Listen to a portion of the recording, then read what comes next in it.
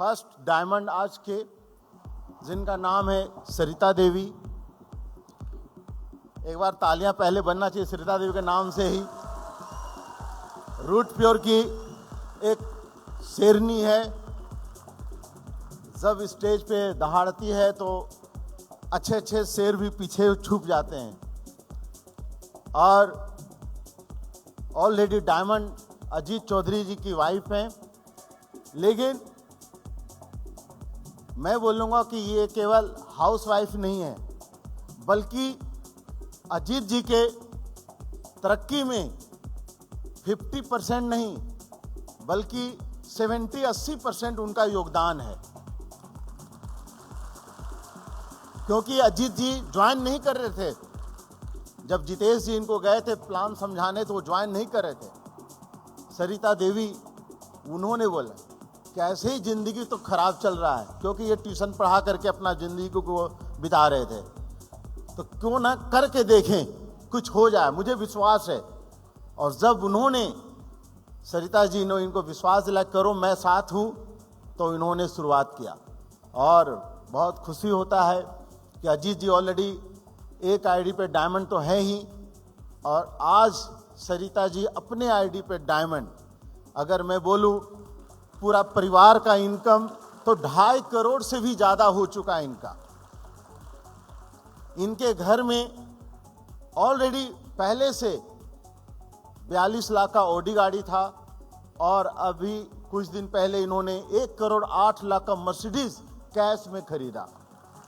ये 2 आईडी की पावर है, ये हस्बैंड वाइफ का मिल करके पावर है, ये रूट प्योर का पावर है। सरिता जी का जन्म बटपार चकाई बिहार में हुआ था, और उनका शादी अजीत जी से राजधनवार गिरिडीह जो झारखंड में है वहाँ पे हुआ। अजीत जी को जब मैंने पहली बार देखा था तो इनको साइकिल पे देखा था, मतलब इतना हालत ऐसा था। और इन दोनों हस्बैंड वाइफ ने मेहनत किए, और मेहनत करके आज मतलब इन्होंने क्या नहीं अचीव किया लाइफ में, सब कुछ। तो दोस्तों, एक रूट प्योर की पावर ही है कि आम इंसान, बहुत दबा हुआ इंसान को उठा करके मतलब टॉप 5% में ले आता है। ये रूट प्योर की पावर है। तो आज आप क्या हैं उससे कोई फर्क नहीं पड़ता, लेकिन आप आने वाले 2 साल 3 साल में क्या होंगे इससे बहुत फर्क पड़ेगा। और इनके टीम में शानदार लीडर हैं, प्रदीप सिंह यादव हैं, मजहर खान हैं, मिथिलेश राम हैं, संतोष राव हैं, मेहराब आलम है, विकास कुमार सिंह हैं। ये सारे emerald and above Sarita ji के टीम में हैं, जो सभी कंधे से कंधे मिला करके और बहुत तेजी से आगे बढ़ रहे हैं। तो सरिता देवी के लिए मैं कुछ लिख करके लाया हूं कि तीर को भी आगे छोड़ने से पहले पीछे खींचना पड़ता है, उसी तरह अच्छे दिनों के लिए बुरे दिनों से लड़ना पड़ता है। तो जोरदार तालियां से वेलकम करें फर्स्ट डायमंड सरिता देवी। कभी ताने भी थे, पर जो ठान लिया वो इरादे भी थे।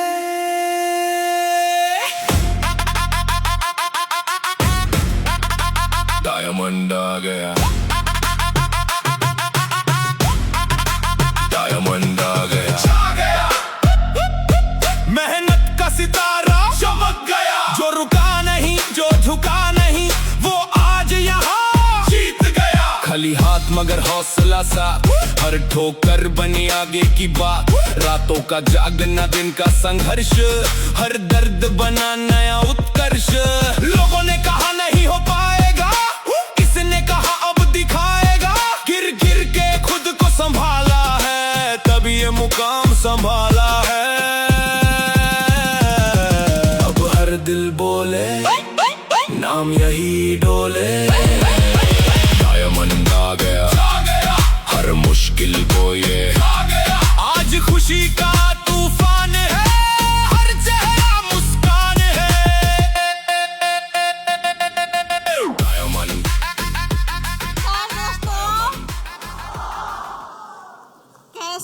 सभी लोग? कैसे हैं? मस्त हैं? मस्त हैं या जबरदस्त हैं? कैसे हैं? उधर से कैसे हैं? कैसे हैं? जबरदस्त। जबरदस्त होना भी चाहिए क्योंकि हम लोग सभी रूट प्योर फैमिली से हैं, है ना? दोस्तों, मेरा नाम सरिता चौधरी और मैं राय धनवार झारखंड से हूँ। मेरा डिस्ट्रिक्ट गिरिडीह है। दोस्तों, आज बहुत ही खुशी की बात है जो हम डायमंड बन के इस स्टेज पे डायमंड का ट्रॉफी लिए हैं। एक महिला के लिए ये बहुत ही गर्व की बात है ना? क्योंकि एक महिला को घर से निकलना बड़ा ही मुश्किल होता है ना? वो भी एक छोटा सा डिस्ट्रिक्ट, दिल्ली मुंबई का तो अलग बात है, छोटा सा डिस्ट्रिक्ट और गांव राय धनवार, बड़ा ही मुश्किल होता था। लेकिन आज हमने डायमंड का ट्रॉफी है सो लेके अपना गांव मोहल्ले वाले को दिखा दिए। दोस्तों, हमारा मायका तो बिहार है और हमारा जो ससुराल है वो झारखंड है। तो हम बिहार की बेटी और झारखंड की बहू रानी है। तो झारखंड और बिहार के लिए एक बार क्या होना चाहिए?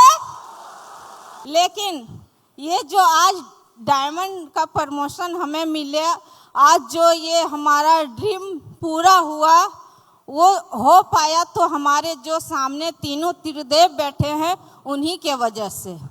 नहीं तो लेडीज का क्या अस्तित्व था? कुछ नहीं। एक घर में हाउसवाइफ थे, अपने बाल बच्चे को संभालते थे और अपना सास ससुर का सेवा करना, अपना रिश्तेदारों का सेवा करना, यही मेरा ये था, ठिकाना था और कुछ नहीं।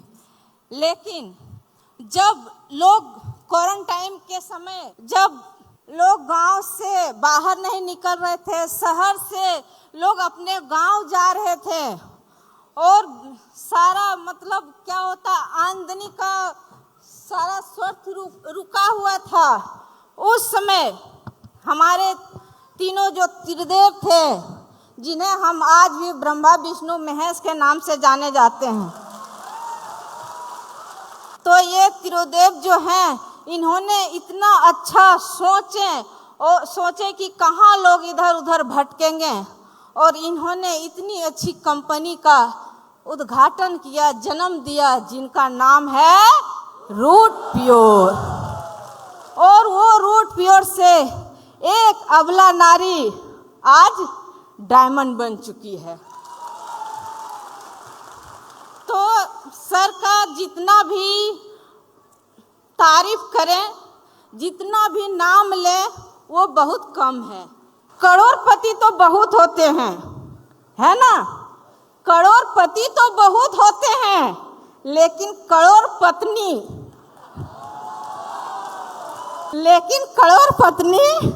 एक सरिता चौधरी है। और जो हमारा मेहनत में साथ दिए,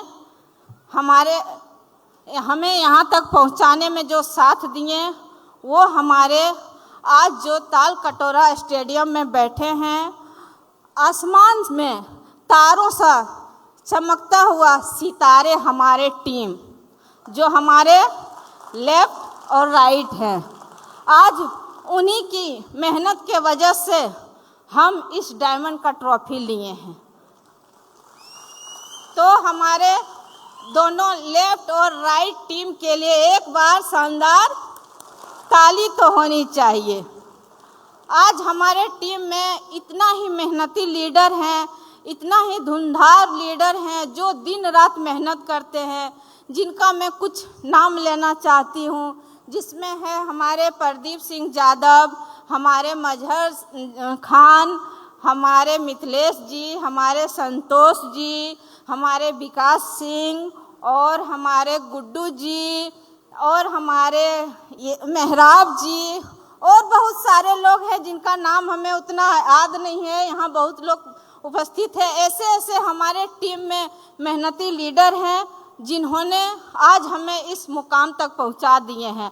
तो थैंक्स करना चाहती हूँ मैं अपने प्यारे प्यारे टीम को कि आज हमें तो यहाँ तक आप लोग ने पहुँचा दिए हैं, लेकिन आज से ज़्यादा खुशी हमें तब होगी जब आप लोग यहाँ पे आके और डायमंड का ट्रॉफी लेंगे, है ना। तो आप लोग अभी जितना मेहनत कर रहे हैं उससे थोड़ा मेहनत और ज़्यादा करें और मेरा सीना गर्व से ऊंचा कर दे, अपने अपने डायमंड का ट्रॉफी इस ताल कटोरा स्टेडियम में दिखा दे। और सबसे बड़ी जिनका हाथ है हमारे यहाँ तक सफ़र पूरा करने में, वो हमारे गुरुजी हैं, हमारे पतिदेव हैं, जो भी है सारा किस्मत वही है। तो उनका हाथ जो है सबसे बड़ा है, क्योंकि वो कभी हमको अपने से अलग नहीं समझे, कभी भी वो हमको अपने से कम नहीं समझे। वो अगर आज रूट प्योर में अपना आईडी के साथ साथ हमारा आईडी नहीं लगाए रहते तो आज मैं अपना घर में अपना चूल्हा चौकी संभालती। अजीत सर जो हैं ऐसा पति है, इनके जैसा अगर कोई पति बने, अगर इनके जैसे पति बनना चाहे तो भाई अपने आईडी के साथ साथ अपना वाइफ का आईडी जरूर लगाएं, तभी करोड़पति के साथ साथ 1 करोड़ पत्नी भी होगी, ओनली नहीं। तो थैंक्स करना चाहती हूँ मैं अजीत सर को कि आप कभी हमको अपने से अलग ना समझें। जैसे शिव है और पार्वती, उसी तरह अजीत सर ने हमें अपने को शिव और हमें पार्वती समझे। तो थैंक्स फॉर अजीत सर। और सबसे बड़ी बात है, आप लोग तो ये जान गए हैं कि 1 करोड़पति और 1 करोड़ पत्नी यहाँ खड़े हैं, लेकिन यहाँ तक पहुँचने के लिए हम लोग क्या मेहनत किए वो जानना चाहेंगे? आप लोग जानना चाहेंगे कि हम क्या क्या मतलब इसमें प्रयास किए, कैसे कैसे प्रयास किए जो यहाँ तक आज हम आके खड़े हुए हैं। तो मैं आप लोग को बताती हूँ दोस्तों, मेरा आप लोग सपने देखते होंगे ना, सपने तो सभी देखते हैं। तो मैंने भी सपना देखा था शादी से पहले। शादी से पहले हम ये सपना देखे थे कि हमारा शादी एक अच्छे घर में हो, उनका 2 बेडरूम हो, उनके पास चलने के लिए एक 2 व्हीलर का गाड़ी हो, 2 चक्का जैसा भी हो, उनके जेब में, हमारे हस्बैंड के जेब में 2-4 हज़ार रुपया हमेशा रहे, है ना। तो हमने भी सपना देखे थे। हम अपना पापा से हमेशा बात करते थे कि पापा हमारा शादी ऐसा घर में कीजिएगा जो इतना सुविधा तो कम से कम होना चाहिए। पापा बोले कि ठीक है बेटा, वैसा घर ही तुम्हारा शादी करेंगे। पापा ने बहुत जगह रिश्ता ढूंढे, जहाँ घर पसंद आता था वहाँ पैसा दहेज बहुत ज़्यादा लगता था, और जहाँ लड़का पसंद आता था वहाँ भी दहेज लगता था, जहाँ घर नहीं पसंद आया, लड़का पसंद आया, ऐसे वैसे करके बहुत जगह हमारा रिश्ता टूट रहा था। फिर पापा हमारे राय धनवार चले गए। राय धनवार में अजीत सर के अंदर क्या देखे पता नहीं, एक बार में इनको पसंद कर लिए और पसंद कर लिए। पापा आए रिश्ता करके, बोले बहुत अच्छा घर में रिश्ता लगा दिए हैं और लड़का भी सही है और घर भी सही है। हम बोले घर कैसा है? पापा बोल बहुत सही है, जाएगी तो पता चल जाएगा, बहुत अच्छा घर है तुम्हारा। हम बोले ठीक है। फिर हमारा और अजीत सर का शादी हुआ, हम अपने घर गए। अपने घर जाने के बाद अपना घर देखें तो घर तो इतना ही सुंदर था कि तारीफ कम पड़ जाएगा। हमारा घर का जो गेट था हमसे इतना छोटा था। हम गृह प्रवेश जब होता है तो दुल्हन तो ये चुंदर ढकी हुई रहती है। जब गए, जाने के बाद इतना तो झुके हुए भी थे हम, और इतना झुकने के बाद भी हमको लगा बहुत जोर से चोट लगा घर के गेट से। मेरा तो दिमाग खुल गया। हम बोले ऐसे देखे, हम बोले अच्छा आशीर्वाद मिला। फिर जब घर गए, घर में रहना चालू किए तो उस समय तो उतना मतलब नहीं पड़ा था, क्योंकि हमारे पापा ने जो दहेज दिया था उसका थोड़ा बहुत पैसा जो बचा होगा जिस सर का, उसका सर सामान रखा हुआ था घर में, तो उतना प्रभाव नहीं पड़ा। दूसरे बार जब हम गए तो हमारा घर का स्थिति इतना खराब था कि हमारे घर में ना रहने के लिए अच्छे घर थे, ना खाने के लिए चावल था, ना आटा था और कुछ भी सुविधा नहीं था। यहाँ तक कि हमारे पास सोने के लिए अच्छे बेड भी नहीं थे। हम लोग 7 से 8 साल 9 साल हम लोग ज़मीन पे सोए। इतना हमारा घर का स्थिति खराब था। और खाने के लिए तो खाना तो मतलब क्या अच्छा खाना होता है, भोजन होता है, वो तो कभी हम मतलब 7-8 साल के दरमियान खाए भी नहीं। हमारा घर का स्थिति इतना खराब था। अजीत सर के पास पैसा का बहुत कमी थे। ये बेचारे दिन रात मेहनत करते थे, ट्यूशन करते थे, घर घर जाके ट्यूशन पढ़ाते थे। एक छोटा सा स्कूल भी खोल रखे थे। उसमें इनका इनकम हो जाता था 2 से 3 हज़ार रुपया। वो भी एक महीना नहीं, दूसरे महीने में इनका इनकम होता था। और रिश्तेदारों का आना जाना, परिवार भी मेरा बढ़ने लगा। पैसा का इतना मतलब ज़रूरत हो गया था कि इनको बोलते थे कि हे भगवान, आप कहीं दिल्ली मुंबई चले जाइए, कम से कम वहाँ तो 10,000 काम कीजिए, 10,000 भेजिएगा तो उसमें हम 5,000 बचा लेंगे और 5,000 में अपना फैमिली चला लेंगे। कम से कम ये तो काम आप कीजिए। अजीत सर बेचारे 7 बहन का अकेला भाई थे। ये घर छोड़ के भी नहीं जा सकते थे। बहुत ही मतलब गंभीर स्थिति से हम लोग गुजर रहे थे। और कभी कभी हम भगवान से प्रार्थना करते थे कि हे भगवान, आपने किस लिए हमको जन्म दिया, इससे अच्छा तो हमें बचपन में ही मार दिए रहते। ऐसा हम भगवान से प्रार्थना करते थे। ये हमेशा हमको बोलते थे कि रानी घबराओ मत। ये हमको प्यार से रानी बोलते थे, हम इनको राजा। होता है ना, तो ये बोलते थे कि रानी घबराओ मत, एक दिन तुम्हारे पास इतना पैसा आएगा ना कि तुम गिन भी नहीं पाओगी। हम बोलते थे अच्छा, ये कब आएगा? वहाँ जाने के बाद। ये बोलते थे कि नहीं, कुछ दिन धैर्य रखो। हम बोले ठीक है। ऐसे करके हम लोग आपस में बात करते थे और बात करने के बाद फिर खाना पीना जो भी रूखा सूखा रहता था खा के सो जाते थे। फिर दूसरे दिन वही किचकिची मतलब झगड़ा झमेला लगा हुआ रहता था। अजीत सर को इतना हम इंजेक्शन लगाते रहते थे, पैसा कमाओ पैसा कमाओ पैसा। ये तो बेचारे वैसे भी भोले भाले हैं, किसी से ज़्यादा बोलते नहीं हैं, कुछ नहीं, अपना साइकिल उठाएं चल दिए ट्यूशन पढ़ाने के लिए। फिर शाम में आए, फिर शाम में कुछ जो रूखा सूखा बना था खिलाते थे, फिर रात में किसी तरह सोते थे, फिर 5 बजे सुबह चल जाते थे। दिन रात मेहनत करने के बाद भी हमारे पास अच्छा इनकम नहीं आता था। अजीत सर को हमेशा इंजेक्शन लगाते लगाते लगाते लगाते इतना इंजेक्शन लगा दिए ना जो आज यहाँ तक पहुँचा दिए। तो वो इंजेक्शन नहीं जो डॉक्टर लगाते वो नहीं, ये बातों का इंजेक्शन। जो लेडीज अपने हस्बैंड को दिन रात बातों का इंजेक्शन लगा रही है और उनका हस्बैंड बुरा नहीं मान रहे हैं, वही व्यक्ति एक दिन डायमंड बनेंगे और वाइफ को डायमंड बना के चलने के लिए तो 2 व्हीलर का सपना था, कहीं तो जाना आना था नहीं।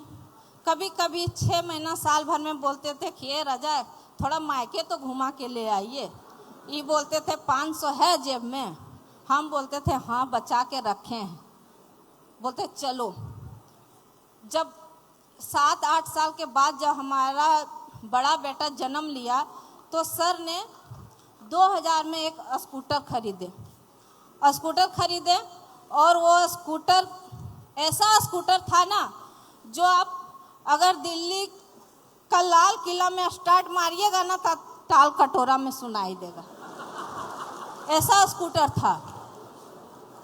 हम लोग जाते थे, सर आगे बैठ जाते थे, हम बैठ जाते थे, हमारे बच्चे बैठ जाते थे, और बैठने के बाद जब चलते थे ना तो रास्ते में 60 किलो के अंतर है हमारा मायके और ससुराल, तो 60 किलो के अंदर में वो स्कूटर 10 बार रुकता था, 10 बार रुकता था वो स्कूटर, ऐसा स्कूटर था।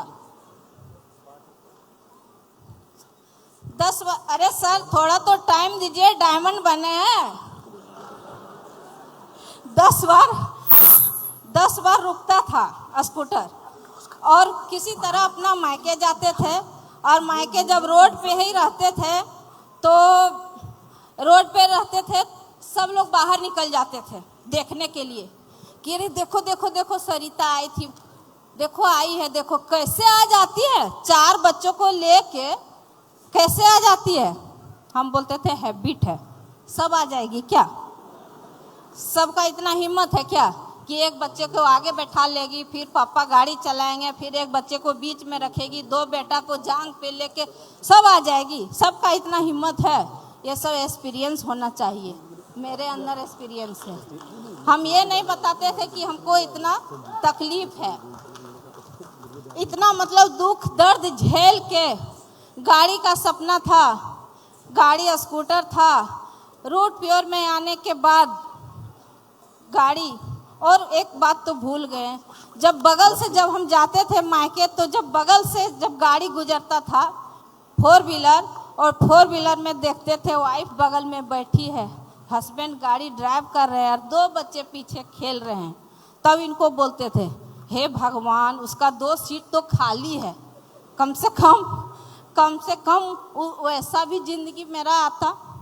ये बोलते थे आएगा, तुम घबराओ मत, तेरा जिंदगी ऐसा आएगा कि तेरा मोहल्ला और तेरा फ्रेंड में किसी का जिंदगी नहीं रहेगा। हम हमेशा बोलते थे कि वहाँ जाने के बाद ही होगा, ये बोलते थे घबराओ नहीं, सब्र का फल बहुत मीठा होता है। और हम डायरेक्ट सेलिंग में आए, और डायरेक्ट सेलिंग में आने के बाद हमारा जो ज़िंदगी बदला ना, ऐसा बदल गया कि हमारे पास गाड़ी नहीं था तो गाड़ी का लाइन लगा हुआ है, घर नहीं था, घर नहीं, अभी हमारे पास घरें हैं, हमारे धनबाद शहर में घर हैं, देवघर में घर है, राजधनबाद में 2-3 जगह घरें हैं, और भी जो कुछ मतलब सपना था वो हमारे रूट प्योर में आने के बाद हमारा सपना पूरा हो गया है। तो थैंक्स फॉर रूट प्योर। बोलने का तो भी बहुत है, मेरा तो अभी आधा भी बात पूरा नहीं हुआ है, लेकिन क्या करें टाइम ही बहुत कम है। तो थैंक्स करना चाहती हूँ रूट प्योर को, गॉड डायमंड।